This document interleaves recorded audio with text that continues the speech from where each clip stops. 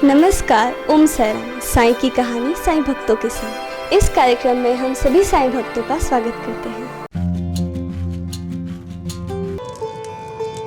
गुरु गुरु ही होता है, गुरु का आदर सम्मान तो करना चाहिए। अगर जौहर बाबा आपके गुरु थे तो उन्होंने आपको क्या शिक्षा दी देवा? यही कि गुरु कैसा नहीं होना चाहिए,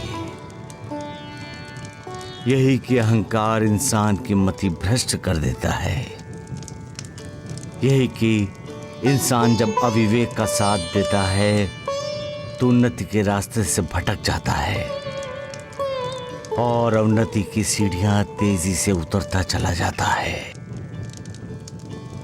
इंसान को हमेशा सच्चाई का साथ देना चाहिए, घमंडी नहीं होना चाहिए, हलीम होना चाहिए। इंसान को अपनी मर्यादा में रहना चाहिए, अपनी मर्यादा को जानना चाहिए। इंसान जब मर्यादा का उल्लंघन करता है तो उसे पछताना पड़ता है। सत्य वचन सत्य वचन। आप जौहर सगुण, किसी की निंदा नहीं करनी चाहिए।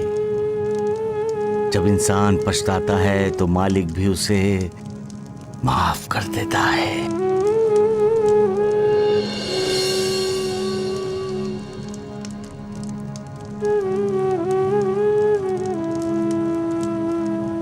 ओम साई राम। साई वेब टीवी के माध्यम से साई की कहानी साई भक्तों के संग इस कार्यक्रम में आप सभी साई भक्तों का मैं शिरडी से प्रवीण महामुनि, साई भजन गायक, साई कथाकार एवं साई लीला महानाट्य का निर्माता आप सभी साई भक्तों का तहे दिल से स्वागत करता है। आइए आज के एपिसोड में हम बहुत ही रोचक ऐसी कहानी को आज सुनने वाले हैं। इस कहानी में किस तरह कुछ लोगों ने बाबा के एक सुंदर अच्छे स्वभाव का फायदा लिया और किस तरह से लोगों ने बाबा के साथ एक गलत व्यवहार करने की कोशिश की और कैसे वो नाकामयाब रहे, इसके बारे में हम लोग चर्चा करेंगे। तो आइए, एक फकीर जिसका नाम था जौहर अली, वो एक दिन बाबा की मस्जिद में द्वारका माई में आकर बाबा के साथ रहने लगा और बाबा के साथ रहते रहते वो इतना हिल मिल गया बाबा के साथ कि बाबा उसको छोड़कर कहीं जा नहीं पाते थे। बाबा उसके संग ही रहने लगे एवं बाबा उसे सब कुछ समझने लगे। अभी वो इतना मीठा बोलता था कि उसके बहकावे में, उसकी जो मीठी वाणी में हर कोई उसके साथ एक आकर्षित होने लगा। उसकी मीठी वाणी से वो अपने हर कार्य को अंजाम देने लगा। वो जो चाहता था वही होता था और बाबा भी उसके साथ उसी तरह से उसके लिए रहते थे। लेकिन बाबा उसके अंतरंग के भाव सब जानते थे, क्योंकि बाबा सर्वज्ञानी थे। बाबा देख रहे थे कि ये फकीर क्या कर रहा है। अब जानते हैं ये जौहर अली था कौन, कहां से आया था। ये जौहर अली अहमदनगर का मूल निवासी, जो शिरडी के पास राहता में जो वीरभद्र मंदिर है उसके पीछे एक ईदगाह है, उस ईदगाह के पास ये रहने लगा था। और वहां से एक दिन वो अचानक ही बाबा के पास चला आया। बाबा की महती, बाबा का नाम सुनकर वो आकर्षित हुआ और बाबा के पास आया और वो शायद बाबा की जगह हड़पने वाला था, मतलब हड़पने की कोशिश कर रहा था कि ये बाबा है, ये चमत्कार करते हैं, ये करते हैं। इसलिए सुनकर वो बाबा के साथ मस्जिद में रहने लगा। अब देखिए बात, अगर मन में गलत विचार है तो कभी भी आप सक्सेस नहीं हो सकते। लेकिन उसके मन में गलत भावना आ गई। उसने बाबा के साथ रहकर शिरडी के कुछ अन्य लोगों को भी अपना भक्त बना लिया था, क्योंकि वो बहुत मीठा बोलता था। और सबसे बड़ी बात यह थी कि कुरान शरीफ, इस पवित्र ग्रंथ के सभी आयतें उसको कंठस्थ थी। वो बिल्कुल फ्लुएंटली उन आयतों को गाकर पढ़ाता था, सुनाता था। और इसी के कारण सभी लोग, सारे भक्त उसके साथ रहने लगे और बाबा भी उसके दीवाने हो गए। अब शिरडी में रहने के कारण और मस्जिद में रहने के कारण एक दिन उसने बाबा से कहा कि तुम मेरे शिष्य बन जाओ, लेकिन बाबा उसके अंतरंग के मन के भाव जानते थे। देखिए, बाबा ने भी उन्हें हाँ भर ली। हाँ ठीक है, क्या मैं तुम्हारा आज से शिष्य बन जाता हूं। देखो, मन में अगर गलत भावना है तो कभी भी वो सक्सेस नहीं होती। फिर भी बाबा ने उसे कहा कि मैं तुम्हारा शिष्य बनने के लिए तैयार हूं। तो इस भावना को लेकर मिथ्या गुरु जौहर अली ने बाबा को साथ लिया और उनको लेकर राहता चले गए। और राहता में वो फिर से ईदगाह के पास रहने लगे। अब रहने लगे तो बाबा उनकी जैसे शिष्य अपने गुरु की सेवा करते हैं, उसी तरह बाबा उनकी सेवा करने लगे। सब कुछ, इतना ही नहीं तक कि बाबा पानी तक भरते थे वहां। उसने कहा खाओ तो बाबा खाते थे, बैठ जाओ बाबा बैठ जाते थे, उठ जाओ खाना खाओ, जो भी वो बोलता था बाबा वही काम करते। यानी कि एक अच्छे शिष्य के जैसा बर्ताव बाबा उसके साथ करने लगे। अब यहाँ द्वारका माई मस्जिद सुनी सुनी रहने लगी। यहाँ के लोग बाबा के जो प्रेम में दीवाने थे, इनके मन में एक हलचल सी मच गई। दुख हुआ कि ये कैसी बात हो गई।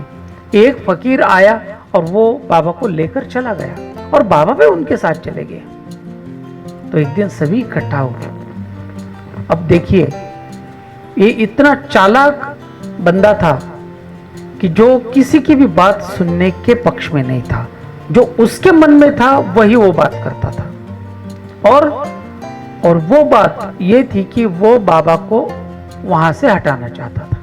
देखिए, शिरडी के कुछ लोग बाबा को मनाने के लिए राहता चले गए। राहता जाने के बाद उन्होंने वहां पर कोई नहीं था, मात्र बाबा बैठे थे। बाबा से उन्होंने बातचीत कर ली।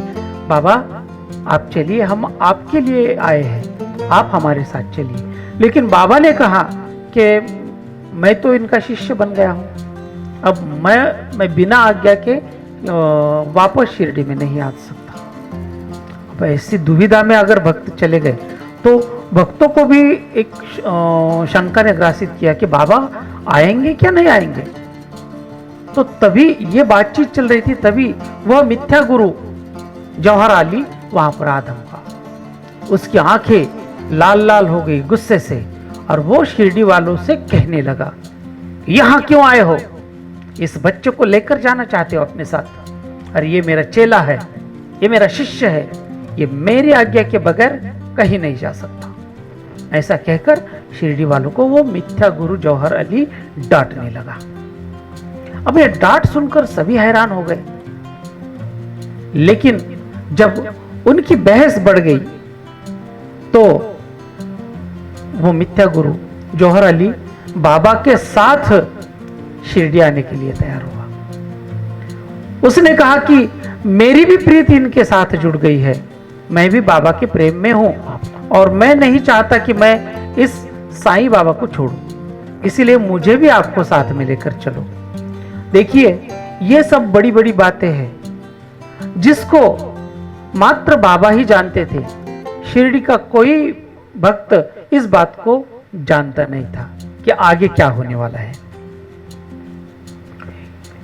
ये जौहर अली जिसने मीठा बोलकर बस सबके मन में अपनी जगह बनाकर धन कमाने के लिए उसने ये सब नाटक रचा था और उस नाटक में लगभग वो यशस्वी हुआ था, सक्सेस हो चुका था। लेकिन शिरडी वालों ने जब उनके पास जाकर बाबा से लेकर जाने की मांग की और इस मांग को बड़े गंभीरता से उन्होंने उसको बताया, तब वो मिथ्या गुरु मान गया कि अगर बाबा को लेकर जा रहे हैं तो मुझे भी लेकर चलो। और शिरडी वाले उसको भी लेकर आ गए। उनको लेकर द्वारका माई मस्जिद में आकर रहने लगे। अब हुआ कि ये बाबा के गुरु बनकर रहने लगे। बाबा को मतलब बाबा जैसे उनके साथ ही खाना खाते थे, उनके साथ ही बैठना, उनके साथ ही बाहर जाना, कहीं भी जाना हो तो जौहर अली साथ में रहते। अब लोगों को शंका उत्पन्न होने लगी कि बाबा ऐसा क्यों कर रहे हैं।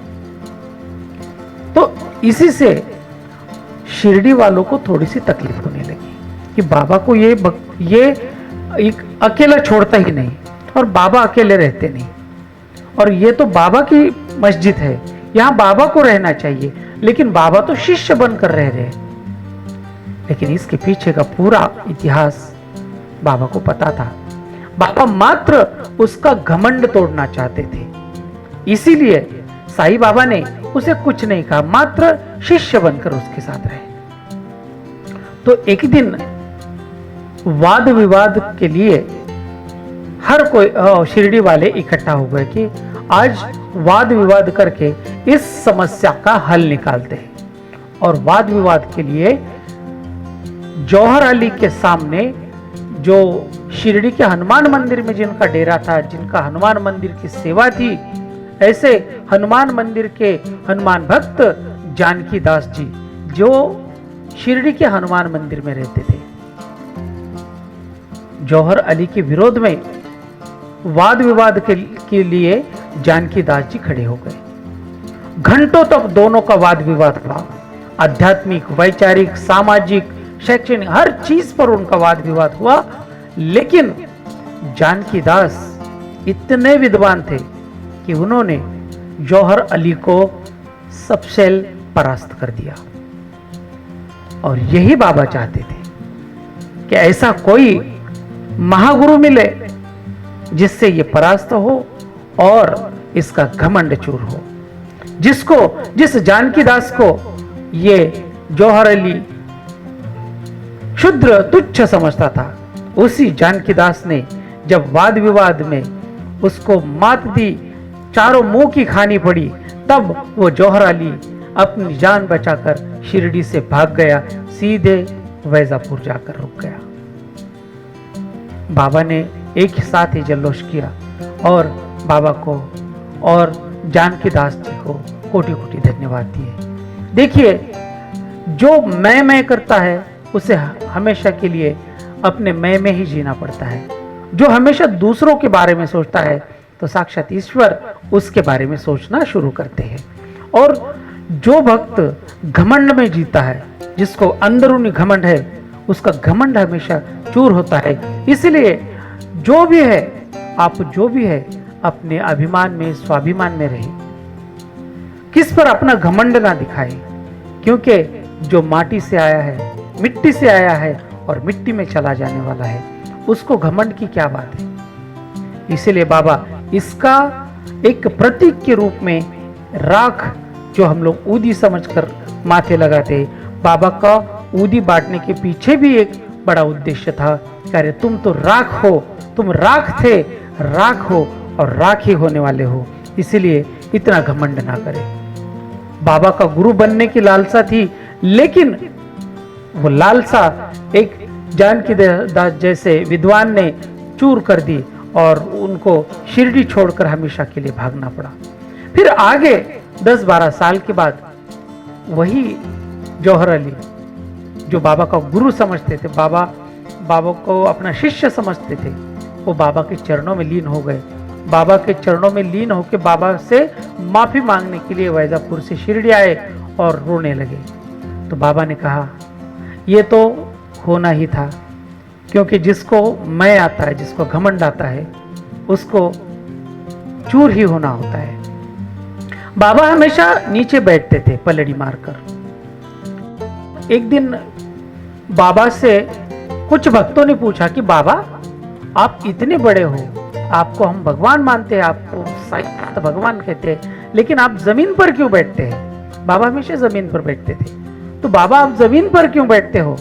तो बाबा ने कहा, जो जमीन पर बैठता है उसे गिरने का डर नहीं रहता, और जो खड़ा रहता है, अहंकार में खड़ा रहता है, उसे हमेशा यह डर रहता है कि कहीं ये मुझे मात ना दे, ये मुझे गिरा ना दे, वो मुझे हरा ना दे।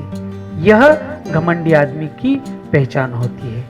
लेकिन बाबा ने कहा, जो अगर अपना सब कुछ छोड़ छाड़ कर जमीन पर बैठ जाता है, मतलब ईश्वर के सामने नतमस्तक होता है, सरेंडर होता है, उसे मोह माया की, मान अपमान सम्मान की कोई चिंता नहीं रहती। वो अपनी मस्ती में मस्त रहता है। इसीलिए कृपा करके घमंड ना करे, बाबा के चरणों में लीन रहे। बाबा ने जो हमें सिखाया है वही सीख लीजिए, मिथ्या गुरु बनने की कोशिश ना करें।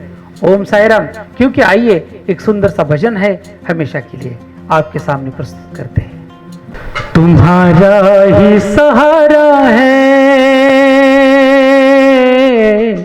तुम्हारा ही सहारा है, सहारा मेरे बाबा शिरडी वाले, शिरडी वाले। तुम्हारा ही सहारा है, तुम्हारा ही सहारा है। जीवन नैया तेरे हवाले, तू ही इसको संभालेगा। मुझको तो विश्वास तुम्हारा, आके मुझे बचाएगा।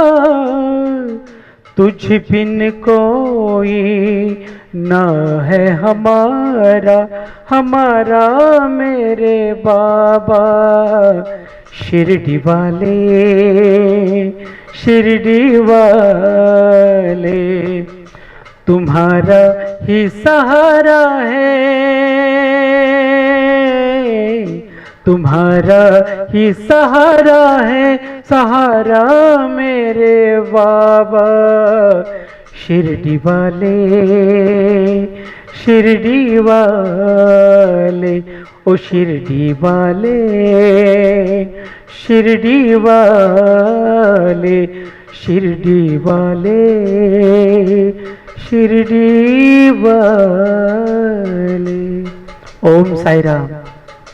तो भक्तों, हमेशा की तरह इस चैनल को, साई वेब टीवी शिरडी, इस चैनल को ज़्यादा से ज़्यादा लाइक करें, ज़्यादा से ज़्यादा सब्सक्राइब करें और ढेर सारा शेयर करें, ताकि साई बाबा की कहानी आप सभी भक्तों के घर तक पहुँचे, आपके दिलों तक पहुँचे।